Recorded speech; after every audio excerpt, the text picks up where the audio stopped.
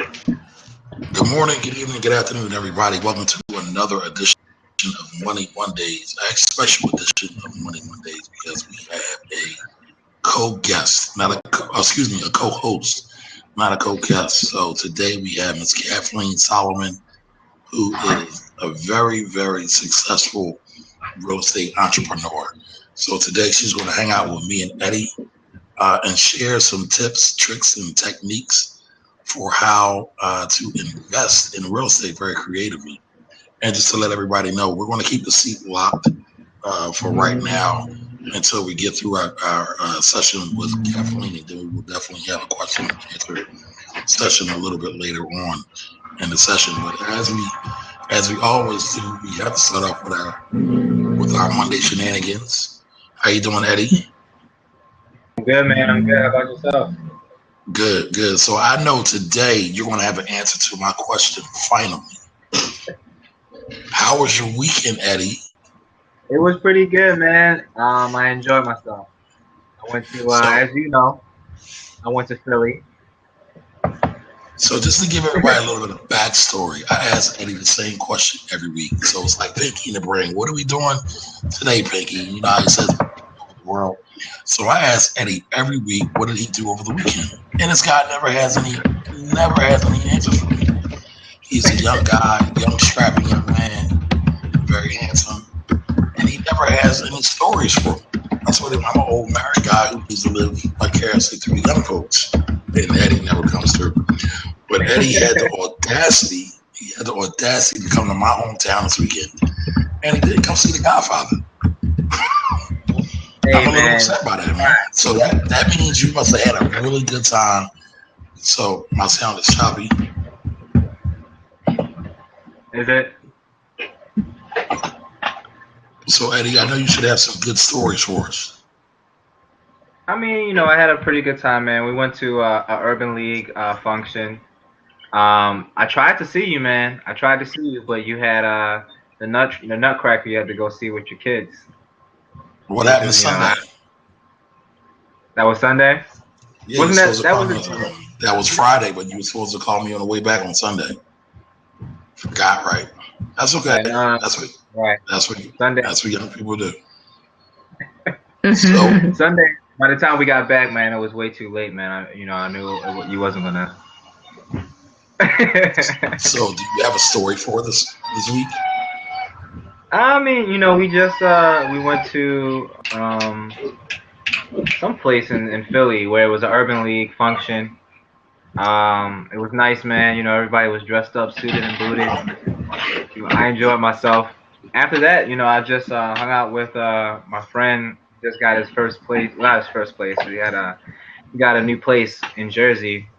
So met a couple of his friends. Look at this. Hey, that's my assistant. Yeah, we got another guest. Yeah, that's my assistant. Al said the sound was choppy. So Al, whose sound is choppy? Is it mine? Is it Eddie? Or is it all ours?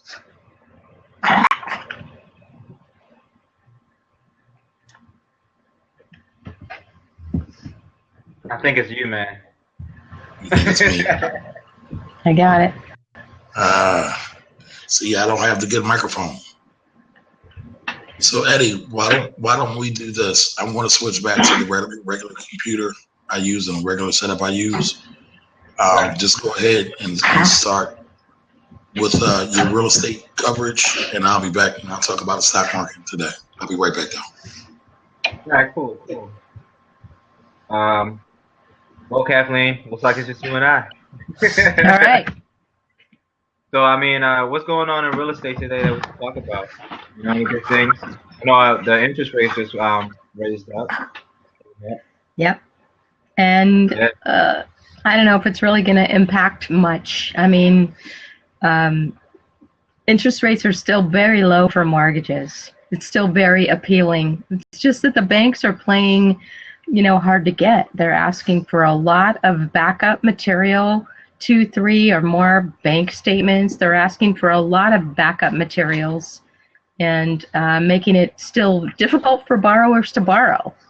And I mean, one thing, I had a situation come up recently where I have had a lender, more of a mortgage broker that I refer people to, and had somebody with more than 20 properties to refi. And the mortgage broker was saying, nobody will do it, nobody will do it.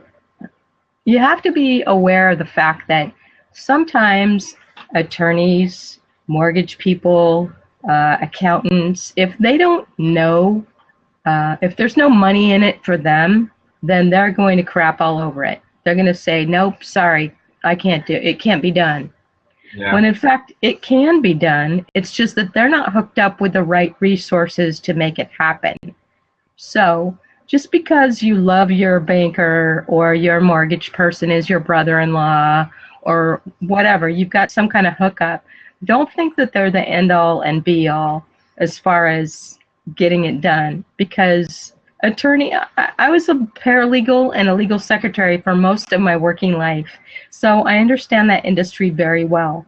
Attorneys create problems sometimes where there isn't any problem, because they got to make money with billable hours. So if you, I have somebody who I talked to today, and a deal is stuck right now because the seller has to present the buyer's contract to their attorney.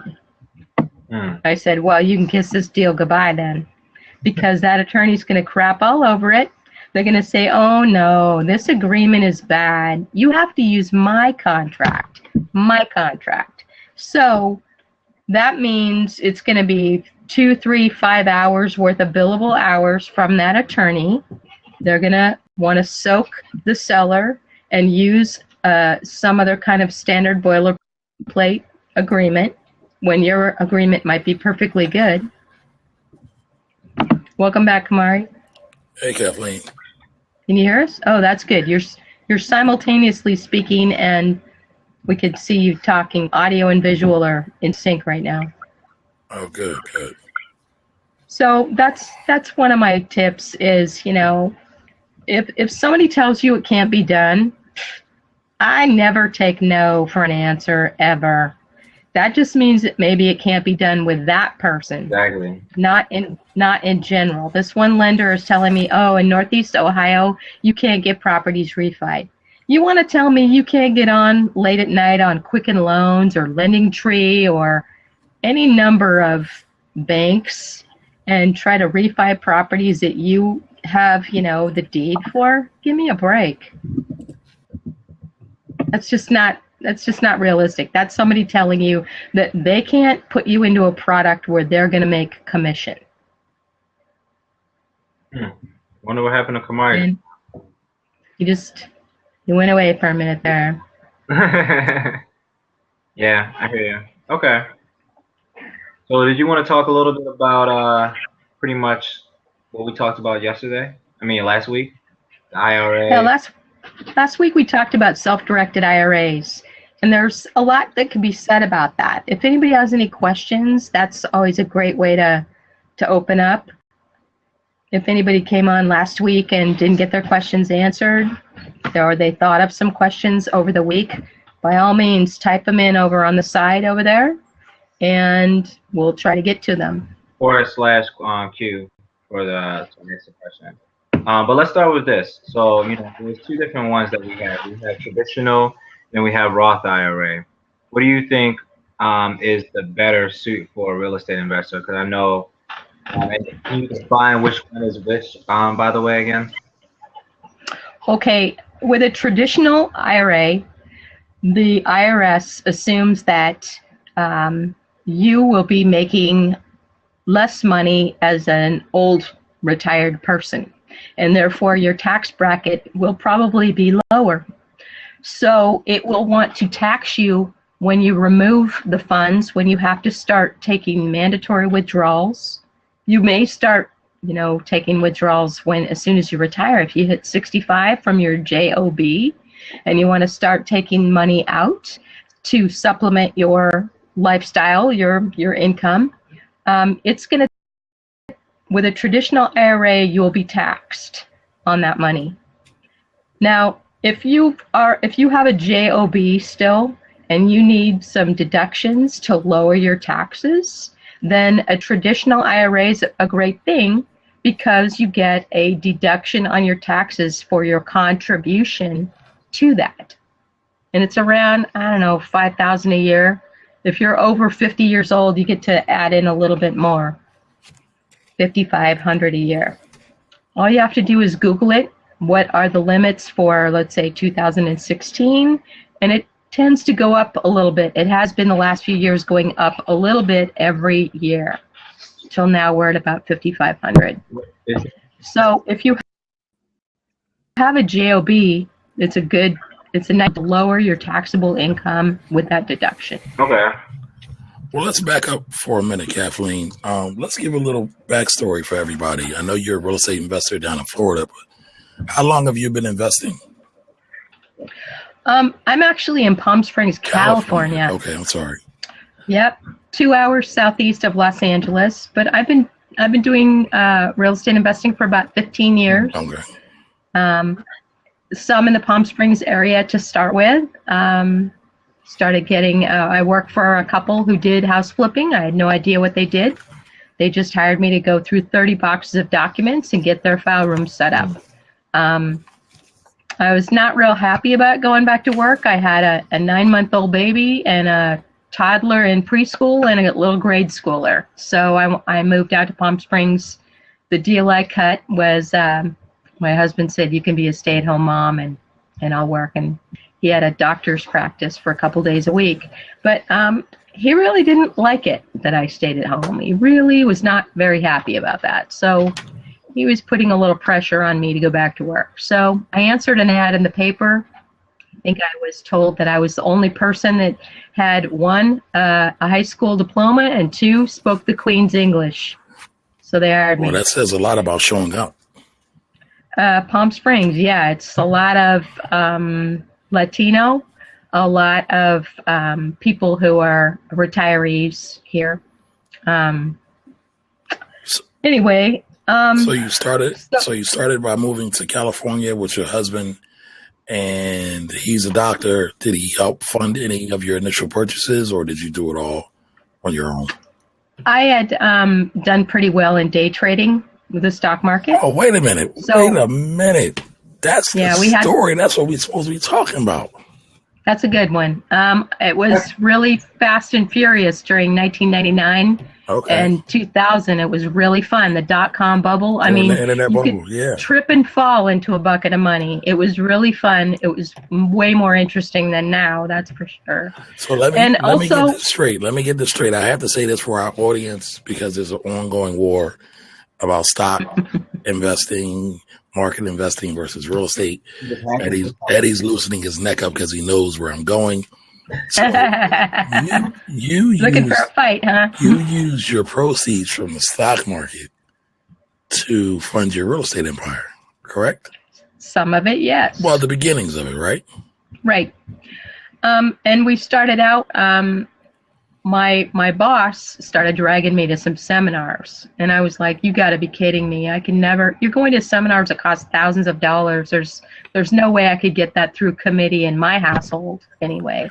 So he let me come along as a re-attendee, and I got dragged to a bunch of seminars. So he had some lease option houses. I ended up lease optioning the houses, and I put my money and in private investor money and credit card money into the rehab, flipped those houses, made a good profit, 50 to 60,000 on average per house, and then I would put some into the next property and the next, and then until I got enough to where he said, you know, you might really consider vacation condos here in Palm Springs. That's a big industry in and of itself. We have a lot of people who come down here from the Pacific Northwest, Seattle, Portland area, as well as Canada. Tons of Canadians down here.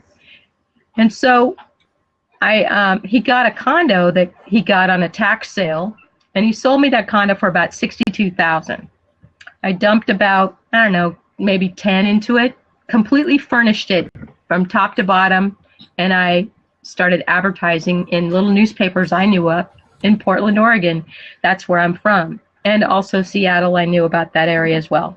So I got a lot of people that were really fun. They were like the parents you wish you had, you know. Really cool people would come down and they would pay $3,000 for 1 month. That's only $100 a night. I mean, Motel 6 costs $75. So $100 a night for a 2-bedroom, 2-bath condo, split masters, and full kitchen and everything in there that you would need. Plates, silverware, all that stuff.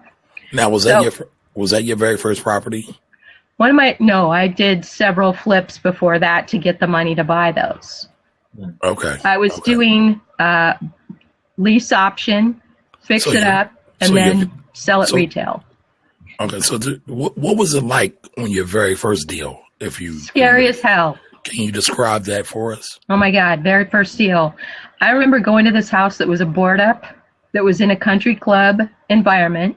It was in a cul-de-sac, and it was a board up, and it was ugly peach colored, and it was bad. I mean, I drove away from that, and I went to I think it was a Carl's Jr., got myself an iced tea and sat down and just had to like breathe for a little while. Like, okay. Oh, man. All right.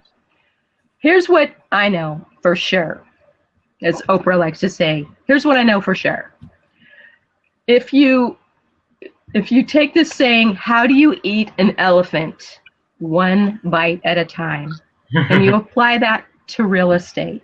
Okay, I knew that if I went room by room and I made a punch list of what would need doing on each of those rooms, that I could come up with a cumulative list of how many things I would need. Light fixtures, light switch plates, countertops, how much tile. I could measure it out, and I could get myself a laundry list of what I would need. So then I knew some guys already from living in Palm Springs who were working for a very high-end kitchen remodeling company. They were working on $1 million homes, and they all were looking for moonlighting jobs. So they would work on my little crappy houses, you know, at night, while they worked on multi-million-dollar houses during the day. What I ended up doing is I did pay them a little bit along the way, but I also gave them a slice of the pie, slice of the profits on the back end. That worked out pretty well. And this is on your very first very property. First property, I gave people a little slice of the pie. So I divvied up the profits too. But I still walked away with $50,000 profit. That was my goal. And back then, in 2004, I could do it. It was doable. Now, do you remember how much that very first property was and how much you put into it? And how much you sold I'd say it was about $119 to get into it. It was a big house too, 2,200 square feet. And it was all cement floor, and it had no countertops at all. Big vaulted ceilings. We painted it all white. We put in some really high-end type of laminate that was like Corian type of, rather than marble. These guys had excess materials from other jobs too, which made it very interesting. We put crown molding on the top of all the kitchen cabinets with a special finish on the crown molding. I had the tile guys come in. I basically just pieced it all together. The way I figured it, look, if you can run a household with kids and keep everybody straight about who's got soccer practice, who's got, band practice, who's got to be where, when, pick up, drop off, who needs dinner in the car on the way to practice, if you can coordinate all that stuff, if you can make sure that you got the uniform in the bag and it's clean and it's ready to go, and the wrestling kid has the shoes and if you can coordinate all those little crazy things with running a household, you can coordinate a rehab project for sure, because. Okay. So you were able to lay off some of your costs because of the network you had, so you didn't have to put a whole lot into I the put property. in about $30,000, but we ended up selling it for, the 170s. Once the high So 170s. Did you finance it? No, originally? how I got So around you bought that it was cash. that I came in as a lease option tenant buyer on that property, but of course it was a fixer. I did not come in expecting to actually move into it. I just wanted to get in for as slim as possible. So he only let me put down like, a couple months rent, and then he only wanted like $1,200 a month. So I had carrying costs of $1,200 a month. So that was a lot of pressure. I told all my guys, look, I'm scheduling this really tight. I had the plumber coming in right after the electrician. I had the tile guy coming in right after the paint guy. The carpet guy. I mean, I really scheduled tightly. And then if somebody got held up at another job, you have to have a little bit of flexibility to flip-flop maybe your plumber and your electrician. You got to figure out who can I have in there at the same time, and they're going to stay out of each other's hair, So how were you able to sell this property if it was the lease option? Because I technically listed it. the owner. I listed it with one of my mom friends from school who did not do a very good job. I did not use her again, but we listed it. We listed it in the high 180s, and we dropped it a couple of times. But I told all my guys, I want this thing rehabbed by 30 days, and I want it sold by 45 days. So Ideally. Did you cloud the title so to protect you just in case you wanted to sell it after you fixed it up for him? If I hadn't known the people that I was working with, I would have done that. But Okay. This was technically my boss, Oh, I got you. So I had that relationship to where there was a level of trust. But yes, I would have recorded the deal if it was just somebody I did not know. But it was someone I knew, so that was fine. And he wanted to help me get started. So, and that. Okay, so your boss knew that you were actually going to sell the property. Absolutely. I mean, he wanted to groom more real estate investors also. I mean, he and his wife were in their mid 60s probably, and they were at that point in their life where they really felt like they wanted to mentor, they wanted to help. The better skills, those of us who were working with them got, the more deals we could do together. Okay, so you did a couple of flips through lease purchases, and then you started buying vacation condos for dirt over cheap. there, and $60,000 for a condo. Okay. We later sold those for $140,000. Wow, that's a nice profit. Believe me, I was not happy to be selling those properties. We had accumulated 12 of them, and during January to April, they made $3,000 each per month. That's our season down here in Palm Springs. January to April, that's when all the snowbirds, is what we call them, they all come into town and rent these properties. So when they first come in, they would, and you can do this in a lot of places, you guys. A lot of towns can offer this. So it's almost like you did Airbnb before there was Airbnb. Exactly. They come into town. They're between late 50s and they're into their mid 70s, late 70s, and they stay in a hotel and they go looking at different properties. And once they find one they like, then they nail it down for coming down the next season, the next year. So I would make them pay 50% down if they wanted it, which was nice. And then 90 days out, they had to cop up the other portion of it. They had to cancel within a 90-day period from their date of arrival so that I could re-advertise it. That almost never worked out. I only had that happen a couple of times. But if, somebody falls and breaks a hip and they call and go, I go, you're not coming down here for 5 months. Do you think you'll be okay by then? They don't want to chance it. They canceled. So anyway, that was a beautiful little thing. It was really fun to go buy like bulk golf games and to be able to spiff somebody a couple games. I used to make a little welcome basket.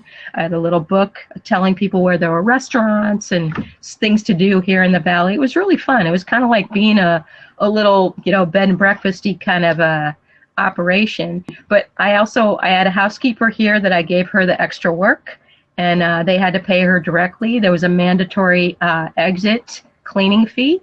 And she was making like $150. I mean, normally she would make like $50 a day cleaning somebody's house.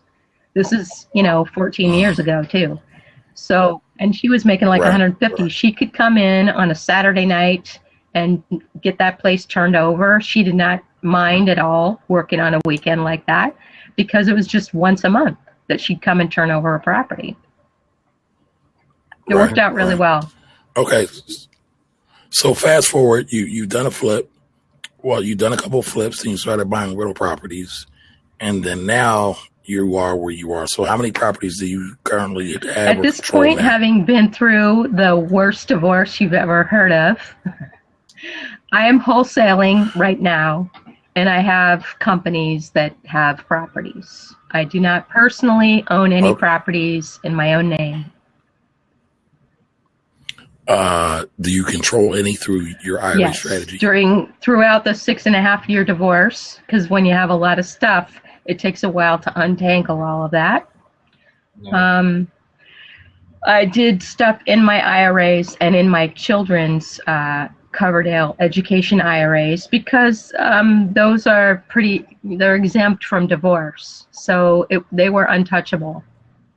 So now, do you mind sharing with the audience approximately how many you may control or approximately how many you may have between the education? I couldn't even really tell you. I got nieces. I got one niece, 2 nephews, my 3 sons. I've got Keo. I've got self-directed IRA. So, I mean, that's a bunch. So is it 10 or more? Is it 10 or more properties? I'd say that's a good guesstimate. But, it's sort of like when you ask people how many properties you have, it's like walking up to somebody and saying, how much you got in your wallet? Yeah. You know what I mean? No, but I want to establish. I want the audience to understand where you're coming from. So you haven't done this just one time over the years. You've done it.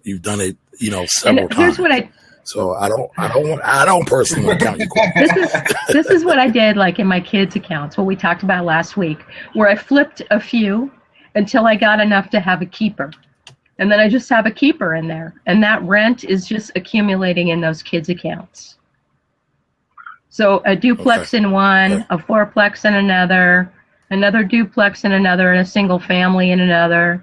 Each of my nephews and niece, they each have a property in there. But that was the ultimate aim, because if they really needed it all at once, like for expensive med school, law school, grad school, anything like that, then I could just sell the property and all the proceeds would go back in, and then it could all be doled out pretty easily.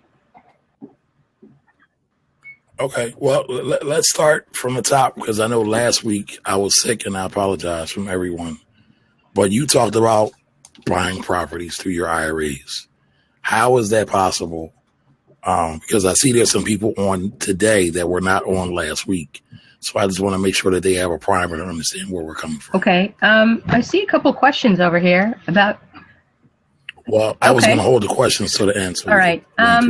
To invest in real estate with an IRA, you need a special company that has a special kind of IRA called a self-directed IRA. I'm not in particular endorsing any one particular company, but I have been with a company called Equity Trust out of Ohio for about 14 and a half years now. I've used them personally. I like them. They're friendly, they're nice, they help you with every step of the transaction. You can get on the phone with them and literally go through every line of a form until it's right, so that you can fax it in or scan it and send it by email and send it in to them to process your transaction. They're pretty nitpicky. I kind of like that as a paralegal.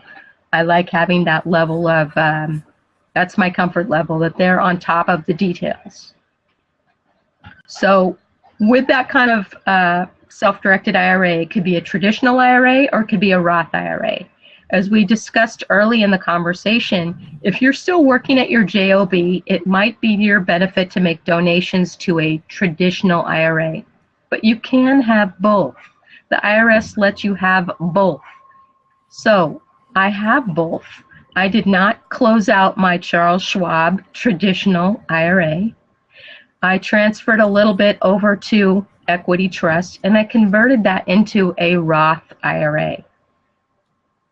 Now, I didn't do that with a ton of money.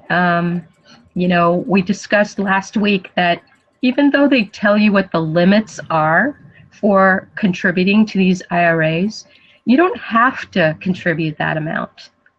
At Equity Trust, it only takes a couple $100 to open an account for a kid. So you could flip a house for $10 and make a profit, and that profit goes right back in to the education IRA. Or if you did that in your Roth IRA, it would go right back into your Roth IRA. It doesn't take a lot of money to do an option. You don't have to put a lot of money down. It's just that consideration. It could be $10, it can be $100, it could be $1 for whatever you want. It's just there's a benefit on your taxes for the contributions that you make into your kids' college funds. It may benefit you, it may not. If you're a high earner, then that may just be chump change. You don't even care about that. If you've already moved into real estate investing full time, I would recommend the Roth IRA, because the IRS considers that you have already paid taxes on the money that you are going to contribute to your Roth IRA. So when the time comes that you're old and gray and you want to start doing your mandatory withdrawals by age 70 and a half years old, then they're not going to tax you on that money. So if you're still a high earner, you're still flipping houses later on, it's not going to be relevant. That will be tax-free money for you to live on. So let's walk through a transaction. You said, let's say you have a Roth. All right, let's say you started it with $500. So anybody can open up a Roth IRA, a self-directed, make sure it's self-directed Roth IRA, and there's plenty of people who do this out there, but do your research on them. So, right, $500, you put it in there, and you see a piece of property, and they need earnest money. So I'm guessing you take the earnest money to lock up the contract or to lock up the property, and you put it down on this piece of property. Like with the typical Ron LeGrand transaction, $10 option on a property, which let's say the property, the after repair value might be $100,000. Okay, I'm going to be able to lock up this property for, let's say, $50,000. I'm trying to use round numbers, $50,000. I'm going to go to that seller. Let's say it's somebody who's inherited their grandma's house. They don't want it. They don't need it. They just want it gone. Okay, my conversation with them goes like this. I have a group of investors that I work with who are going to be very interested in this property. And I need to be able to legally be able to go pitch that to them. And since I'm not a real estate agent, I need to have what's known as consideration. I need to have some skin in the game on this deal. I need to have some money down on it. So two ways that are legally you're supposed to do this. One, be a real estate agent, which I'm not. Or two, have consideration on the deal. And that consideration is fancy talk for $10 down. You explain to your seller, listen, I need you to cash this check so that this is all legal, that I have the right to go market this property to my buyer's list. So they understand that. You said, give me, 30 days or 60 days or 90 days, whatever you feel you can get away with that buyer. Give me some time to pitch this to them and to get this all nailed down with them. I'm going to put it in front of several buyers, and I'm going to get you the $50,000 that we've agreed upon for this property. So you get your buyers, great, they come in. Now, you may sell the property for higher than $50,000. Like I mentioned, the after repair value is closer to $100,000. So if you're going to tack on some profit for yourself on that deal, let's say you tack on $10,000. You have a buyer's list where you're going to be able to sell this property that's worth $100,000, and you're going to be able to sell it to them for $60,000. Your underlying owner is going to get their $50,000 like they want, and you're going to make a profit of $10,000. Now you don't get to keep that $10,000. That money must go back into the IRA. It cannot be touched by human hands, as they say. It has to go back in the IRA, or else there will be penalties, and you'll have to pay interest on that money. You have to pay taxes on it. So when escrow sorts out who gets what, then that money gets, the check gets made out to my equity trust account. It goes right back in there. So all of a sudden, you've got this account that you only started with a few $100. All of a sudden, now you got $10,000 in your IRA. Right. So we started with 500. You put $10 down, and so now you have 490, and now you got a check for 10,000. So now you should have $10,490. Correct? And no tax. Nothing else. We're not worrying about service fees. I guess all of that comes out between the seller and the buyer, the actual buyer, because you're playing as the middleman, correct? And or middlewoman. I have done it where in a transaction that's not an IRA, I would normally be, submit my invoice to escrow for the marketing fees on that. Now, is that to you personally, or is that to the IRA? To me personally, I use a marketing fee invoice because the IRS and now the industry standard is not to call it an assignment fee any longer. It's known as a marketing fee. Okay. That's what they like to see. You're basically an advertising company. You're advertising this property. You have the right to advertise this company. This property by virtue of that consideration, or a real estate agent license, whichever applies to you. And if you are a real estate agent, you need to make sure that your seller understands and your buyers understand. I might be a real estate agent, but I am investing in this for my own portfolio. So, and I've, known people who've made up a separate piece of paper and made both parties sign it saying, I understand that I will be making a profit. You understand that I'll be making a profit on this deal, and that this is for my own portfolio, that I am now marketing this property for you out on the open market, because you don't want people coming back to you later if you're an agent saying, wait, you made a lot of money off of this property. You should have made that money for me. Why didn't you? Right. Your interest doesn't lie with maximizing your profit. So today is December 21st. It is 8:09 p.m. You are watching and listening to Money Mondays. Today's special guest is Kathleen Solomon, and guess what? It's 4 days before Christmas, and we are giving you gifts right before the holiday.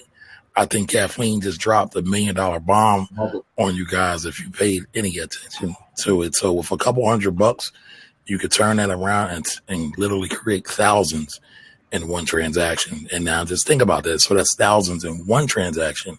What happens when you start to multiply it? 1, 2, 3, 4, 5. And so now we got 5 transactions. Now I'm not sure about the time and all of that, and we'll talk about that in a second. But again, I just want you to remember that this is Money Mondays. So every Monday at 7:30, Eddie Colson and myself, Kamari Ellis, like to bring y'all money bombs, money gifts, so you guys can multiply your profits and fatten up your wallets. Be sure to tweet us out and share it on Facebook. Share some of the wealth with everybody. Now, Kathleen, does this normally take 30 days? Can it be done in less amount of time? Can it be done? Does it take longer sometimes? What's a typical? When I've optioned a property for $10, I mean, I've done transactions where I sold it the same week. My investor had a check. Okay. We took care of the transaction very easily. Especially when I've been able to show them, hey, it's clean title. It's an easy deal, real easy deal. I do want to say that for people who are starting to, think, oh my God, how am I going to send my kids to college? How, there's so much bad press right now about kids getting out of college with a lot of student loans. And The public seems to find that very unappealing, even though it is the cheapest money you can borrow. They don't pull your credit to give you those student loans, and you could flip a couple of houses and pay off your student loans. It's really nothing to freak out about. Some of these people who are the so-called gurus, your Susie Ormans and people like that, get people all worked up about stuff that is really it's no big deal. I've seen her give some of the worst advice I've ever seen in my life. I don't think there's any problem with kids going to college and growing up and getting college mimics the real life. There are systems that you need to learn how to navigate. There are things that you need to learn how to do about how to learn how to be an adult, how to take care of yourself, how to get your textbooks, how to register for classes, how to manage your money, how to stay healthy, how to get yourself places on time, how to work and manage school, time management. There's a lot of skills that have to do with life, not just whatever major you're getting. It gives you a great foundation, and I think it's a great protected little incubator for kids to have that growing up process and learn how to be an adult. I have 3 sons. They all have things that they're passionate about doing for careers, but they all know that real estate investing will be the thing that will fortify their investment portfolio. Once they start making the big money, they're going to want to start getting their portfolio in order on their own. I don't really talk to my kids a lot about how much is in their college account. I don't really get into it. I've had people say things like, well, once they turn a certain age, they can get at that money if they know about it. I don't think it's necessarily something that, they just know that you're taking care of the college expenses. My kids know something about it, but they don't know where to call to say, hey, cash my account out and send me all of the money because I'm going to Vegas with my friends this weekend. That would never happen. So, but let's walk through that transaction, though, because I know you were talking about how to fund college before they even get there, because I know you were talking about using educational IRAs, right? So how did you do that? A Coverdell Education IRA is something that is very similar to the... Is that a seller calling? That's my little wrestler. That's my little wrestler calling. Hi. Just finished. So a Coverdell Education IRA is very similar to a Roth IRA. You can have a self-directed one, and you can buy properties in that. I flipped a few times until I had enough in these kids' accounts to buy them a rental property. And then when the rents come in, they go straight back into that. On a lot of those, I started doing that when my kids were very young. So it stacks up. It just would stack up and stack up. The rents, would go in there. The deposits would go in there. That account functioned as their college fund. Now, if I wanted to sell the property, it would pretty much give me all their college for their whole 4 years, their tuition at a UC school over here in Southern California. It would cover all their tuition. What I found is that because I started with a little bit of money, but I started early, it stacked up enough so that now when I've got a tuition bill that I got to cough up, or my kid who's at UC Irvine, I can just, put in the paperwork with Equity Trust and have them cut the check. So tell me something. So you flipped a couple of times, and then you took the money out, and you bought a property, and then the cash flow is generated by rents that's coming in. So what's happening to the cash that's sitting inside of that account? Is it just sitting in cash? Do you have it invested in any stocks or bonds? Because within a self-directed IRA, you can buy gold, you can buy stock, you can buy other things. Do you buy anything else? So it's generating. I have put in a mutual fund, so it is earning some money as well. But I do keep some liquid. Okay. you know? Okay, so you can do other Absolutely. deals. Because you can do other deals with it. Does Equity Trust make it mandatory to have a custodian? Oh yeah, you're the they are the custodian, but you are the manager of the account as the parent. Okay, I got you. Hey, did anyone in the audience want to hop in the seat to ask Kathleen any questions specifically? If so, all you have to do is just click in, call in. Seats open so anybody can come in and ask any questions. Because I know it looks like you have to go see your son soon, huh? Well, I'm asking him right now if he can walk home.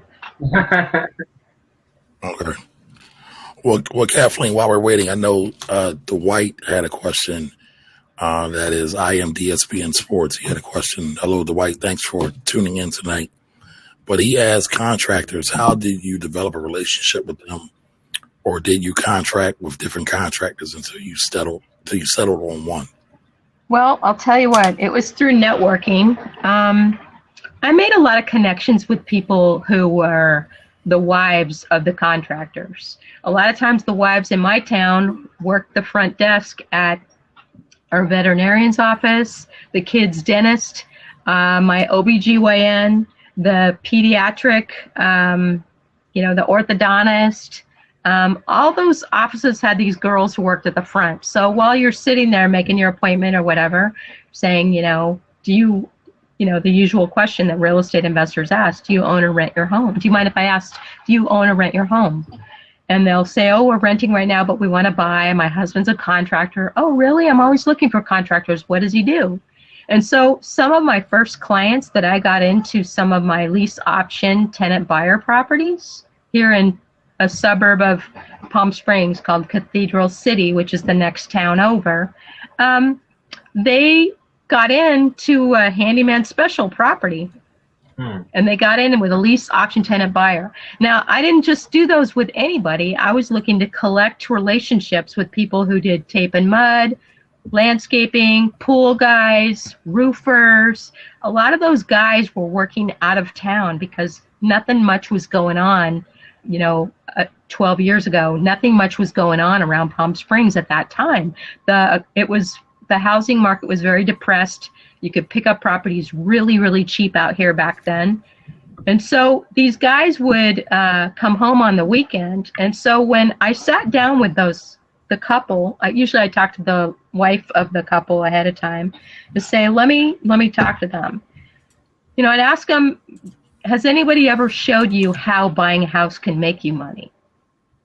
And then I explained what a lease option tenant buyer relationship was, that because they had all kinds of connections with various other tradespeople, they could get into a handyman special house, which is code for crappy house, and they could assemble their tribe and they could do everything they needed to do to get that house livable and move into it. And then you could do it again. And I'll tell you, they would arrive like a beehive of husbands on that property. And for a couple of weekends back to back, they would make the food. They had kids in playpens in the living room. They had women were painting. The men were up roofing and doing other things. I mean, they really hustled and got those houses done. But one by one, everybody in the group would end up getting a house because I would call them up and say, okay, so you're into the one you're in right now. So, I got another one. You interested? So then they'd go look at it when they came home on the weekend saying, yes, we want that one. And then they would put their brother-in-law in that one. They duplicate the process. So I chose the people for lease option tenant buyer relationships carefully. I wanted to assemble a group of tools in my toolbox. I wanted guys who did this for a living. So that worked out really well, and several of them went on to own quite a few houses. Now, in the classic lease option tenant buyer relationship, you're kind of hoping they don't get traditional financing. You're kind of hoping they screw up because they have to put down and that's the Ron LeGrand method. A couple of my moms I knew from my kids' preschool did mortgages, and so I worked with them to say, that's one way to do it, but can we set these people up to succeed rather than set them up to fail? And I formed another, like we were just talking about, I formed an affiliate relationship with those mortgage people so that I would work with, and a credit repair company, so that we got those tenants all, squared away so that they could qualify for a traditional mortgage. Not hoping that they're going to fail and then out they go and in comes another one. Right. With the Ron LeGrand method, he says, heck, with 5 years, 12-month lease options, within 5 years, you could probably pay for the house with just the non-refundable down payments. And so that's basically for people losing the down payment because they weren't able to Because you're not qualify. helping them get qualified. You're not helping them get their ducks in a row and get their credit act together. But if you do help them get it together and kind of work with them, you can make, I found that by developing those relationships, you can make more money in the long term because you are kind of, planting seeds for the harvest later, Yeah.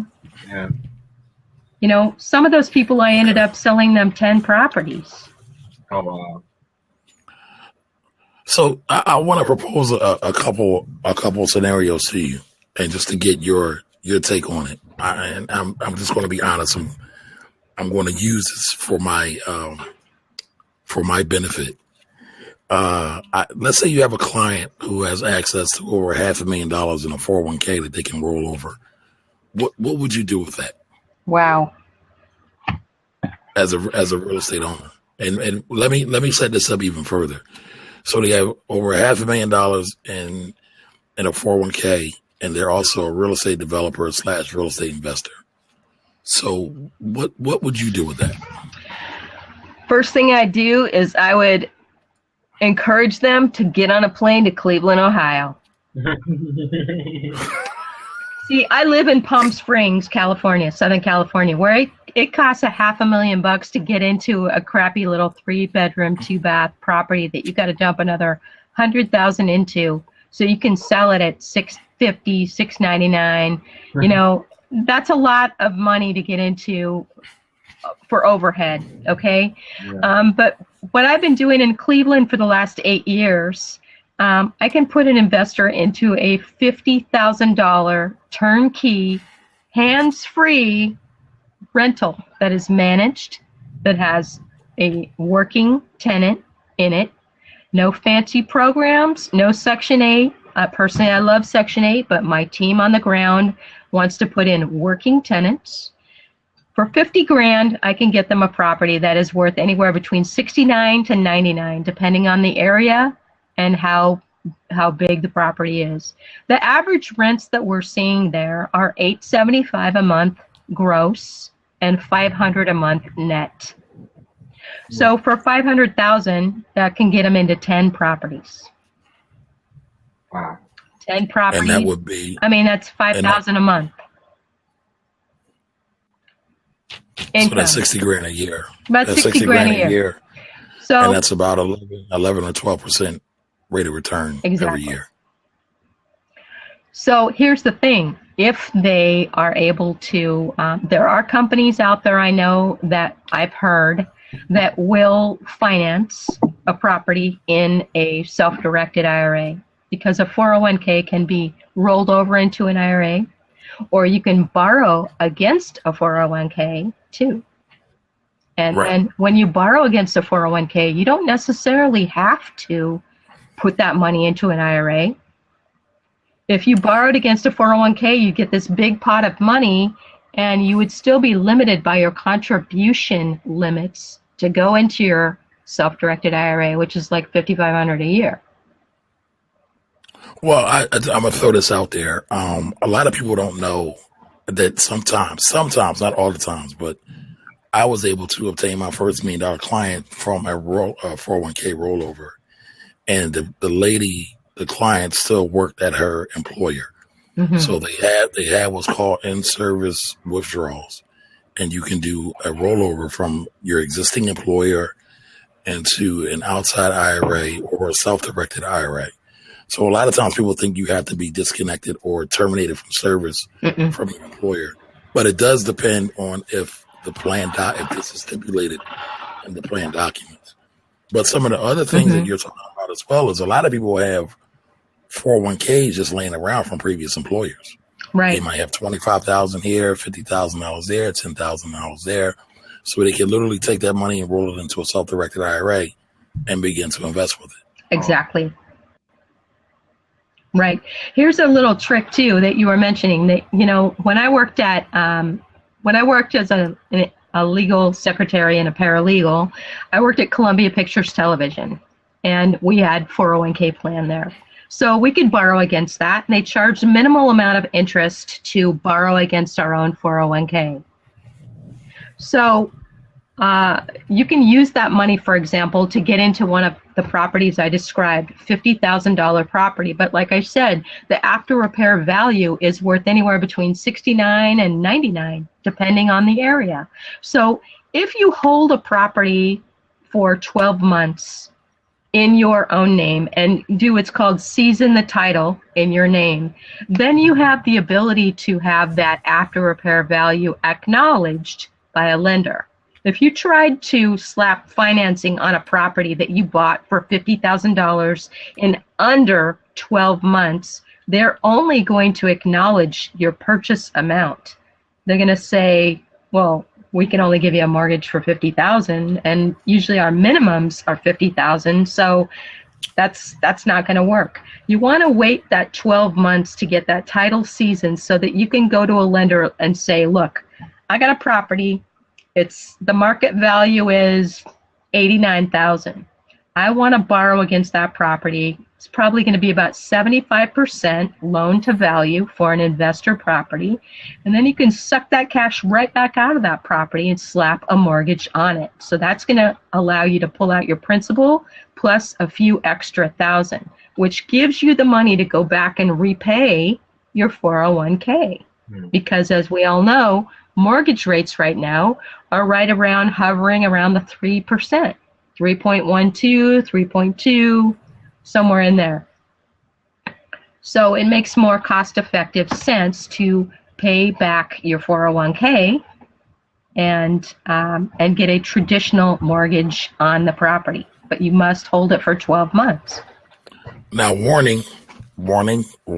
You have to know yourself when you do this. I've seen people say they're going to take money out of people take money out of their 401k, say they're going to pay it back, and then they wind up blowing it. So you really have to be disciplined when you do this. But just like all things, you have to take on a little bit of risk to get some return. Now, if you can do this and maintain discipline, you can make a lot of money, and you will definitely be the wiser for doing that. You know, there's a saying, you borrow from Peter to pay Paul. You're borrowing from one hand to put into the other hand, Right. If you've got the kind of tool to leverage like a 401k, then using that money to make more money and borrowing against it and paying that interest, which may or may not be a tax deduction for you, you have to check with your tax preparation professional and see if there's any benefit there for that. And then you're using that money to leverage up.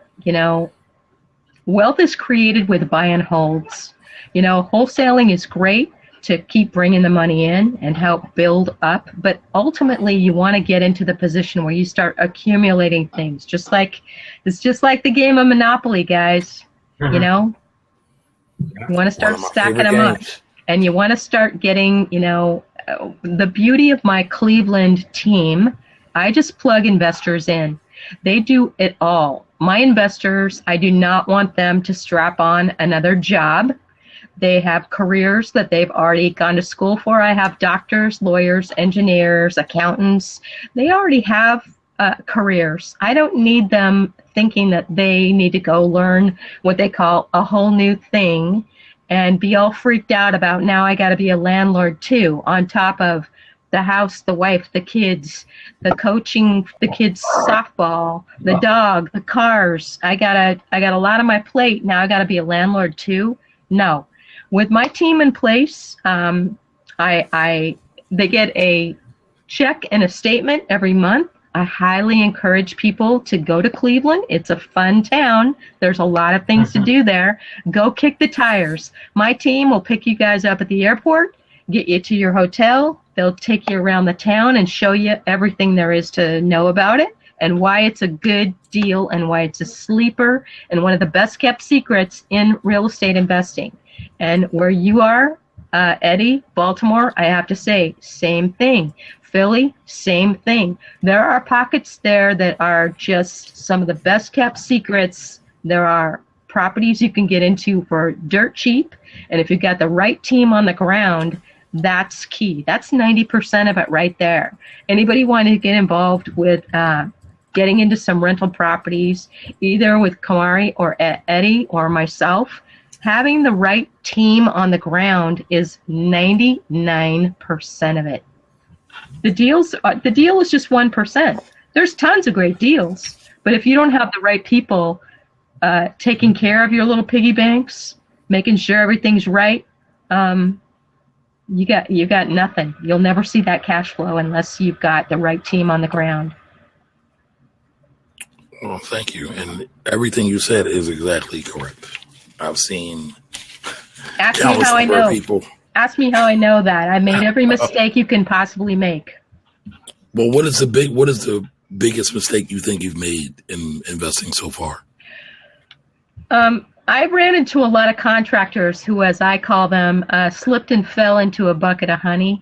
They somehow met some foreign investors with big money, and now they think that they're really, they're just big shots now. They got big money, they're buying apartment buildings, and one by one, they've shown their shortcomings. Either they can rehab a property pretty well, but they really are not very good at screening tenants, or they're not very good at being a landlord, or they don't have the staff that really knows what the heck they're doing in order to manage repair tickets or processing credit reports for incoming tenants or handling issues that come up that a property management company can have.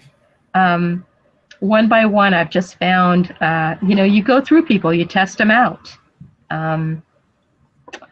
Something that I learned the hard way was a little thing called a completion bond. That's where when somebody is doing a job for you, the contractor, the completion bond guarantees that the work must be done before they get paid. It's like an insurance policy. Here's another mistake. When you get friendly with people, it becomes uncomfortable to say, I would like to see your proof of insurance. I would like to see your proof of your contractor's license. After a while, if you have a handshake agreement with somebody or they're referred to you by your brother-in-law or something, it's kind of an uncomfortable thing to ask them for those pieces of paper, but you really do need to ask them. And you need to take it the next step further, and you need to call up the city and make sure that it's for real. I had a contractor who gave me documents that were completely bogus. Oh, wow. It's also, I've had a funny story. I had a contractor who, I flipped some properties, a bunch in Cleveland, and I took my profits and one by one, I started picking up some for myself, some keepers.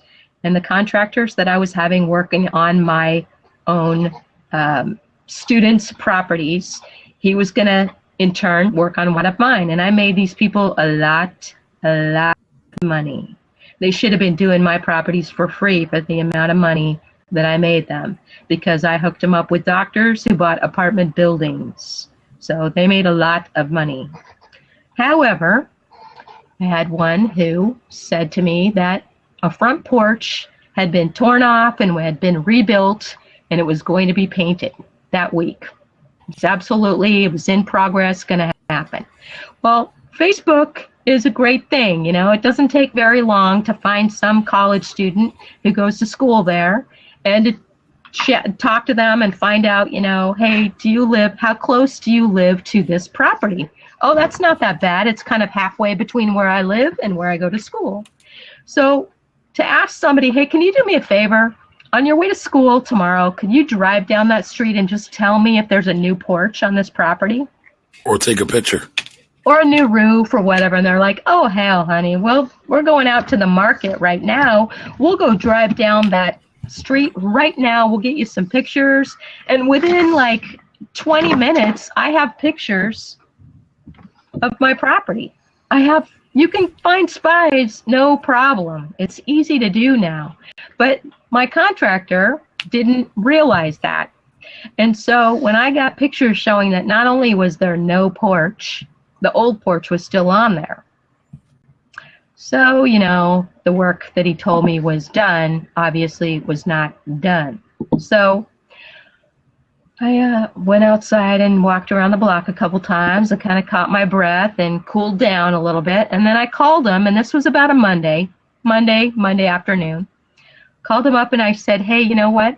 I just found out that I might have a buyer for that property, and we might be able to get out of it early, and maybe we will be able to unload this one quicker than we thought. So, can you please tell me if you are available Friday or Saturday to meet that buyer over at the property? I know you're busy working really hard on that porch, getting it all finished. So, do you think it's going to look all nice by the end of the week?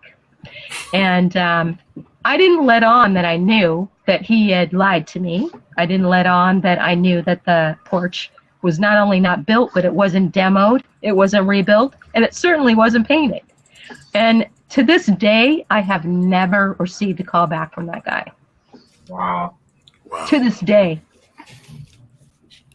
So, that's an issue when you're rehabbing remotely, when you're I'm 2,000 miles away. You can't control problems. You can't deal with, a plumbing issue, or you have weather and a roof, gets destroyed in a storm. Something happens. A furnace goes down. You must have that team on the ground. Yeah, definitely. Well, again, it's Money Mondays. Every Monday at 7:30, we are talking about how to creatively invest in real estate. Greg, I see you got a question. Do you want to jump in the seat? It's open. We're going to be on for a couple more minutes. Just you're being shy today, Greg. Okay. I want to know about Debt Shepherd. Is an expensive horse in front of a cheap cart bad for business? I think he was making a joke. I love that. I like this. Want to see the scars, she says? Yeah, I know. Believe me, experience is the best teacher in this kind of thing. It really is. You learn a lot as you go. You cannot freak out over, mistakes. It's all a learning process. And I mean, I've been through a property where a contractor called me and said, oh, there's a mysterious fire that happened. Right? Mm-hmm. Yeah, sure, it was mysterious. What people don't count on is when they have business partners and then they get in a fight with that business partner, and then the business partner who's outed, or ousted, I should say, calls me up and tells me what really happened. Wow. Yeah, so you can't, some of these people just don't think ahead. That's why having a great team that, as my mother likes to say, that you could trust your wallet, your baby, or your car keys with. That's the kind of trust you need in your team on the ground. You need to know that they got your back, that they know what they're doing, that they have a successful system in place. My team in Cleveland, they bought their own building. They have offices upstairs. They have retail space down below that they converted to being the office where the tenants can come in and give notice or put in an application to get on a waiting list for a property. They can pay their $25 for their credit report so that they can get their application processed. They can put in a repair request. They can come in, and there's 2 gals working down in the office. One speaks Spanish, too, which is really nice. And then they also bought the office building across the street from them because they said, we just wanted to control our environment in our little neighborhood where they're at. And they have these great big huge basements in the bottom of these buildings that are like 3 units on top and then a couple of units of retail down below. Down in the basement, it looks like their own little version of Home Depot. They have a bunch of stoves, they got a bunch of fridges. When they get bathroom vanities on sale, they get a bunch of those. If they get stuff that comes out of a property that's still workable, they stack it up. They have windows. It's a pretty good system. I'm very pleased, and they've been doing it 20 years. And the guys are about 37 and 39 years old, who are the 2 principals of the team. And so they're young enough that I know they're going to be around. Like you guys are young enough to know that both Kamari and Eddie, you guys have plenty of tread left on the tire. You guys aren't, old and gray and looking like you're going to retire tomorrow, which is a big. That's a big peace of mind for an investor to know that you guys are going to be around for a while. Yeah. Now, Greg, you said you had a quick question, so you want to hop in the seat? Oh, there we go. Now, while we're waiting on Greg, let me just ask a quick question to Kathleen. How do you evaluate your properties? What's the criteria for determining if they go into an IRA? If you buy them personally, or if it goes into one of your kids or your niece or nephew's Coverdale IRAs? Use a trust. Pretty much when I get the deals on my desk, that's when I'm looking at them like, okay, what am I going to do with this? What is this one going to be good for? Once I got my 2 nephews, my niece, and my 3 kids' accounts kind of up to where they're pretty good. I mean, I'm pretty set with those accounts. Like, I don't really have to do more in those. I could do more in those, but I don't have to do more in those. They're okay for now.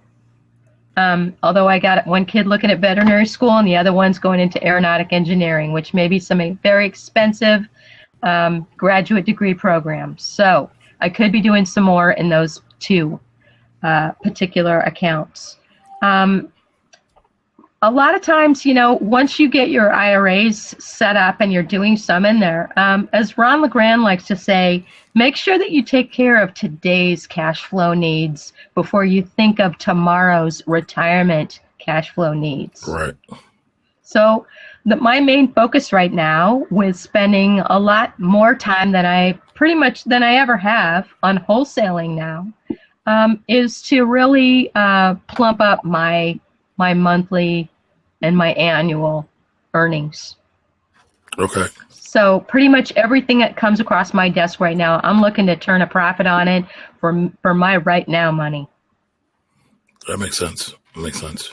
I've had to be sitting on my hands while going through a 6.5-year divorce. I had plenty of time to plump up my IRAs and my kids' education accounts and kind of function under the radar and keep my head down.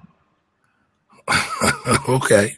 So I'm through that process now for a while.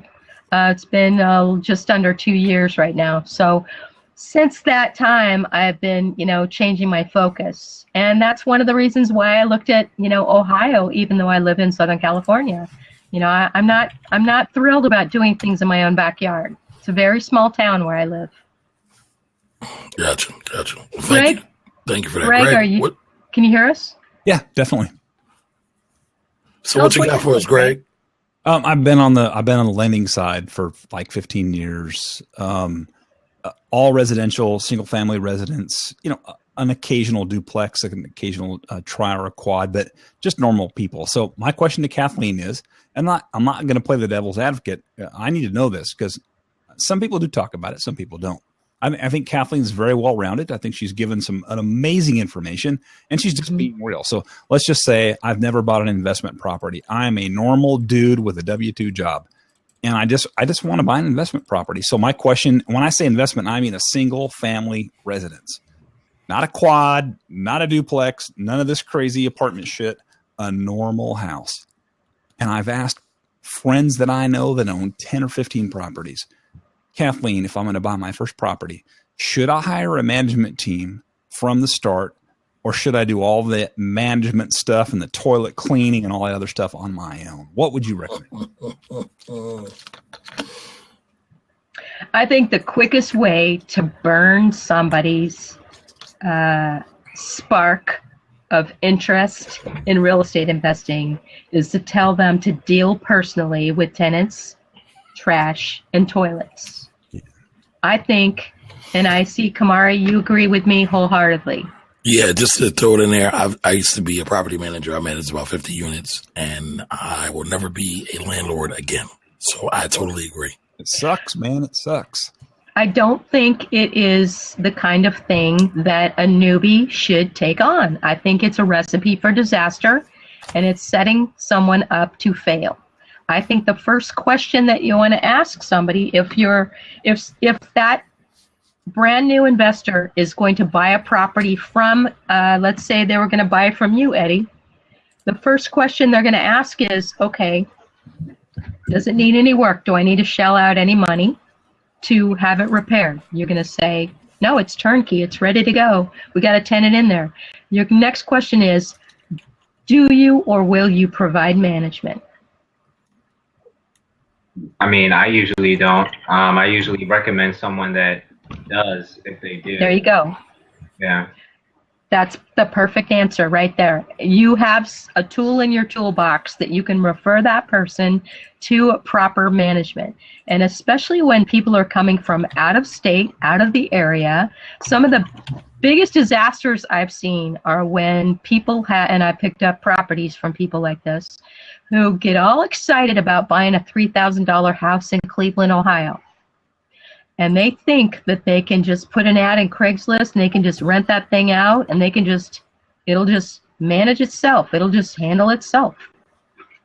Big mistake. How do you usually manage the manager, though? Because sometimes you need to actually manage the property manager themselves. That's why I have defaulted to working with a team that manages over 400 properties. For people all over the world. They have tenants, they have clients who live in China, Argentina, England, Australia, New Zealand, all over the place, as well as people from, California, New York. I mean, when people from either coast come over to Philly or Baltimore or, Cleveland, Ohio, they just freak out at how much bang you get for your buck on a property. Yeah. Greg, where are you based, Greg? I live in Nashville, Tennessee. Another great market right there. Yeah, it's actually survived the bumps really since 2008, actually. Believe it or not. I live in a house. I paid $90,000 for it 2 years ago in what I would consider a pretty normal neighborhood. It's not low, and it's definitely not high. I paid $90,000, and I think the guy that bought it, I think he paid about $135,000 for it, and that's okay. That was probably 7 years before I bought it, so I understand that what was happening at the time. But we did a short sale, and it's not that complicated. But we were both bankers, my wife and I, and in the beginning, we're like, I don't want to deal with a short sale. It's going to take too long to close. But we said, you know what? We don't need to rush because we could handle both house payments, the condo we were living in, which we hated, and we've been in there for 5 years, and we just said, let's just look at a short sale. So we're going to expand the properties available to us, and we did, and it just worked out for us. And I don't really care what it's worth right now. I don't care about appreciation. I don't care about what is the appraised value. All I know is this. 2 years ago, I did a 30-year note because I just wanted the lowest payment that I could get at the time. 3 months ago, I put it on a 10-year note, and my payment went up $40. And I waived escrows. And wow. I'm on a 10-year note. This thing will be done in 5. I'm 46, and I'm sick of making house payments. I'm sick of making house payments. I'm in maybe top end 1,300 square feet. And to me, I have no children. I have a 21-pound dog. It's my wife and I. That's good enough for me. I'm done. I am done moving. I'm done carting my stuff across counties, and everybody's different. But I love it, Kathleen, that you're like, look, I'm doing this. I'm getting bloody. And Kamari's like, okay, and most people, it's like a book that they read on the internet, and they don't. It's like this thing. They don't. It's like talk to someone who has done this stuff. Get with somebody who's done it, who manages property, and who lends people money, and just ask them questions. Well, and my dogs are attacking me in here. They're like, because I need the kid. Go to the bathroom, Kathleen. That's what my dog does when she has to go to the bathroom. They're looking at me like I didn't get my walk, and it's dark now, and the kid is home, but he has not fed us. So where is he? Well, it sounds like you got to go to feed your doggies. No, I just instructed my kid with the beauty of instant messaging. Just instructed the kid what to do. I see a lot, especially on the Facebook page, Wholesaling Houses Full Time. I've been spending a little more time on that in the last month to just see because I was considering opening up another day in my coaching and seeing what was available for people getting started. So I've been kind of like providing some value on that page and answering a lot of questions. And, there's no shortage of people that think that because they went to one seminar or they read one book or they listened to one CD and they think that it should be one and done, that they should just have it all. When they're really pissy about it and they kind of have a little bit of a victim mentality situation, like, well, that didn't work for me. I'm like, oh, you're the one. Oh, okay. You're the one it didn't work for. Look, Carlton Sheets works if you just take it out of the damn box, okay? But so many people don't even take it out of the box, and they're like, oh, yeah, I got to return that $39, program. I'm like, why don't you just do it? Just do it. Want to get involved with a real estate investment club, meet other people who are learning, Google it, learn all the free stuff. There's plenty of free stuff online. There's books you can buy. I've recommended many books to people. This is one of them that I think is like a big deal. It's Ron LeGrand, and I can see it's backwards, but it's an older book too. It's Ron LeGrand, How to Be a Quick Turn Real Estate Millionaire. In this, he talks about pretty houses, ugly houses. He talks about a lease option tenant buyer. He says every single family home that's a rental should be a lease option tenant buyer because all the maintenance is on them, not you. You never get a call. And I've held houses that way, and it is a beautiful thing. Tell people, look, I don't want to bug you. I'm not going to drive by. I'm not going to look. Listen, the only reason I want to hear from you is if the house burns down, and that is because I want to know everybody got out okay. Yeah. But I want you to feel like you live there. This is your house. You're technically buying a house from me for the next 24 months.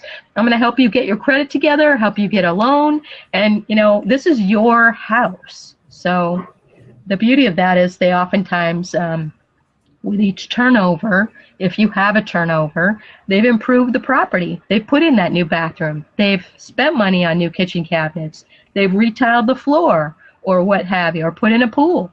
Had people do that kind of stuff. And I've had a few people who, they got transferred in their job, or they moved away, or they got divorced, or they could not get it together and the financing just didn't come together, and they turned into a month-to-month renter, or, or I had one person who was late with their payments. And I said, look, you're 10 seconds late with the payment. It's, the deal is off. There's going to be a painful reinstatement fee of $2,500 for you to reinstate our deal for you to purchase this house. Eventually they stopped making those late payments. But, I ended up getting an extra 10 grand out of them in those payments that were the painful reinstatement fees. Because they just, life kept handing them lessons. The lessons kept getting harder until they finally learned them. And I think for me, and I'm going to ask you, Kathleen, your honest opinion, and you, Kamari and Eddie, I got wrapped up in, I'm supposed to be the person that teaches them these life lessons. If I'm the tenant, if I'm the landlord, if I'm the lender, and that's not necessarily always the case for me, because I'm like, I want to help these people, but I do know this. If I want to do something really, really painful, it doesn't matter what Kamari or Kathleen or Eddie tells me, I'm going to do it anyway. That's true. Let's just put some boundaries in here. Look, you go outside of this boundary and experience pain, and this is what's going to happen. Hence, you Right. pay me an extra 10 grand. If that's the lesson you need to learn, as long as we're being contractually, we're doing our thing, Right. we're not screwing, and we're being straight, then you know what? If that's the pain you need to feel, then that's the pain you need to feel. That's all I can tell you. Yeah. Does that make sense? Yeah. Well, you want to make it be a deterrent factor, a deterring factor that they're going to pay on time all the time too. One of the other Ron LeGrand techniques that I always thought was a brilliant thing, and I learned some of these tactics in a seminar that he put on that was really just ridiculously expensive. It was called Massive Income Strategies. And by the way, when I got to the point where I was flipping houses and I was collecting my my vacation rental properties, I put a lot of money into seminars. And I learned the value of reattending seminars because of needing the room full of like-minded people. Because the rest of the world is not like that, I found a lot of positive, upbeat people right at a time in my life where I really needed that. I really liked the support. I really liked the kind of people I met. I liked the whole environment of it. And at the time, Ron LeGrand was working with somebody named Marshall Silver, who was providing a lot of the personal development to get people's mindset right for investing, to not sabotage themselves. Books were being recommended like Napoleon Hill's Think and Grow Rich. I got turned on to T. Harv Eker, who also puts on a great free 3-day seminar as well to help people get their mind going in the right direction. That's really, really important. I just don't work with any coaching students unless they've read something by Marshall Silver, T. Harv Eker, Tony Robbins. If they've been to an event, that's extremely helpful. Shortly after they start working with me, they're definitely going to. Really, it's really important. But one of the tactics Ron LeGrand talked about is he said he would place ads that said, "Rent my house for 20 years and I'll give it to you." Rent my house for 20 years and I'll give you the house. And he said, and people made a lot of groaning in the audience, and he goes, "Let me explain. How many people do you really think are going to stick it out for the whole 20 years?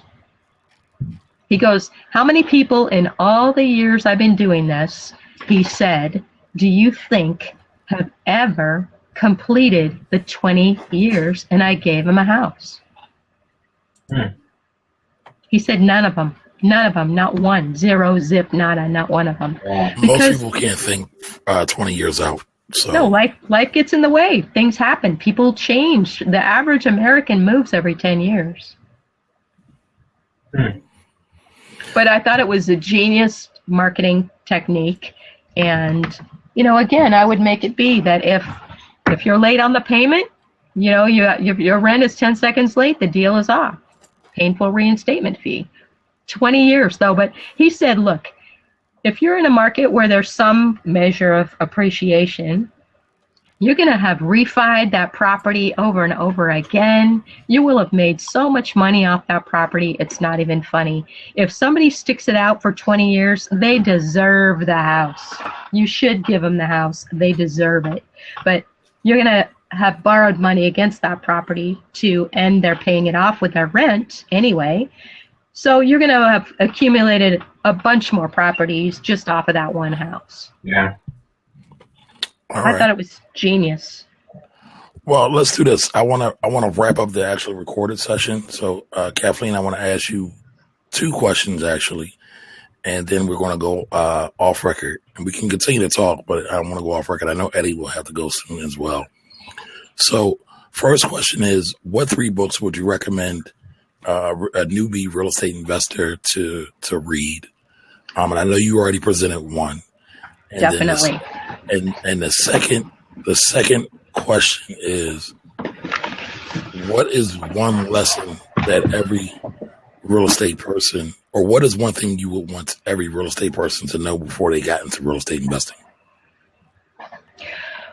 All right. First question, 3 books. One is How to Be a Quick Turn Millionaire. Quick Turn Real Estate Millionaire. I think it's just a basic book. It's really important. I tell people they should definitely do that. The second one is Any Think and Grow Rich. Sorry that these are kind of backwards. I make it a point to read Think and Grow Rich every year between Christmas and New Year's because for me, it's my reset button for me to start out my new year. Okay? The third one is Passion, Profit, and Power, Marshall Silver. It's funny. It's a little dirty. I'll warn you. But there's some great stuff. It's a little dirty. What's the name of it? Passion what? Passion, Profit, and Power by Marshall Silver. He has an event coming up, by the way, called A Turning Point that is in Vegas in January, too. The other one is a fourth book is by T. Harv Eker called Secrets of the Millionaire Mind. Now, 3 of those books are about mindset. Only one of them is about real estate investing, and that's the whole point. You know, you've got to get your mindset on right to do real estate investing. I see a lot of people get in their own way. I see a lot of people sabotage themselves. To answer your second question about the best piece of advice is you definitely have to think about, examine how you feel about money, how you were raised to think about money. That subject is explored very fully in the T. Harv Eker Secrets of the Millionaire Mind book and at his free 3-day events. If you want to Google that, T. Harv Eker, it's spelled E-K-E-R. Definitely worth doing because you may be in a relationship with somebody who's a spender and you're a saver. Or you're the person who's too afraid to get out there and the other person is a big risk taker. If you're married, my big suggestion is you need to do this together. You need to do it as a team. When one person in the couple starts doing real estate and getting exposed to a new way of thinking that's positive, upbeat, you're around people who are encouraging you, and the rest of the world just isn't like that. And you're, one of the things that Ron LeGrand said that was a really pivotal moment for me in that event called Massive Income Strategies. He said something, I was sitting in the 3rd row of a room full of about 650 people, mostly men. There were probably only about a dozen women at this particular event, and these were all made men. They were all people that already had apartment buildings and wanted to shift into commercial real estate investing, or they wanted to take things to the next level. But a lot of people in that room already were very, very successful. And he said, okay, I'm going to talk about something now that might not be very popular with y'all. He's a good old Southern boy from Jacksonville, Florida.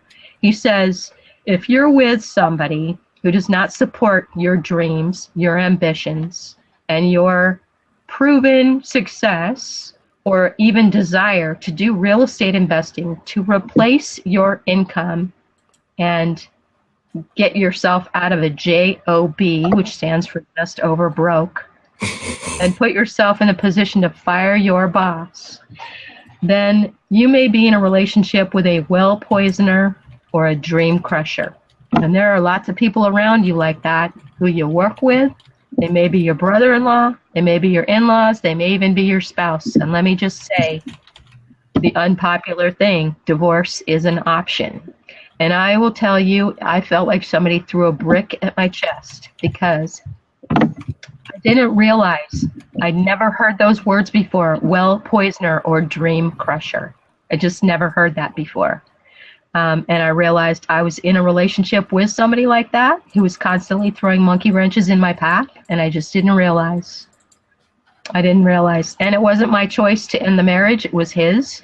However, it's really important to think about. If your wife or your husband does not want to do the real estate with you, they should at least come to the trainings with you so they understand what you're doing and they don't think you're talking crazy talk about you're going to buy a house for $10. and you're going to flip it and you're going to make the money, or you're going to build up your IRA. It at least makes for more interesting dinner time conversation if you're both on the same page. Not that both of you have to do it. Maybe the other person in the couple has a career that they're doing and they want to do this. But I'll tell you, there's no win like the win you do together. When you're a team doing this, there's just nothing like it. I don't think there's a higher high to be had in a relationship when you're winning together. Real estate is not a competition sport, you know? Well, you said a mouthful. I mean, I haven't read all the books, and Napoleon Hill's book, I can't think of the name. Think and Grow Rich. In Napoleon Hill's book, he actually talks about one of the most important decisions you can make is choosing the proper mate for your future endeavors. Absolutely. So I think I may need to revisit that between Christmas and New Year's as well. So I think you just inspired me to I think it's a great idea. Get that out. Yeah. Yeah. He talks Here's about a the lot thing of that powerful happens. things. There's stuff in that book that as you add experience, as you move down the path in life you're going, you're going to have experiences with deals, with other people, where things in that book will resonate with you today that you kind of passed over when you read it a year ago. You just, all of a sudden, it clicks for you and you go, oh, okay. I just experienced that, so now I understand this so much better. It's just a great reset button. You know, pay particular attention to his chapters about scarcity thinking and poverty mentality. Will do. Well, that's a great place to end the recorded session of Money Mondays. That's going to conclude our recorded session tonight. Everyone, remember, every Monday, great. every Monday is, and we're always talking about money. One way, shape, or form. I usually talk about stocking. And before we go, Kathleen, can you let everybody know where they can find you, or are there any other projects you're working on? You bet. You can always find me on Facebook. Kathleen Solomon is my name. You can find me on Facebook. I have a little pink slip on the top of my Facebook page. You can also reach me by email, KathleenBuysHouses@gmail.com. Wonderful, wonderful. Well, thank you for taking some time with us today. Again, Thanks for having me. We will see everybody back here next week on Blab, same time, same Blab time, same Blab channel. Good night.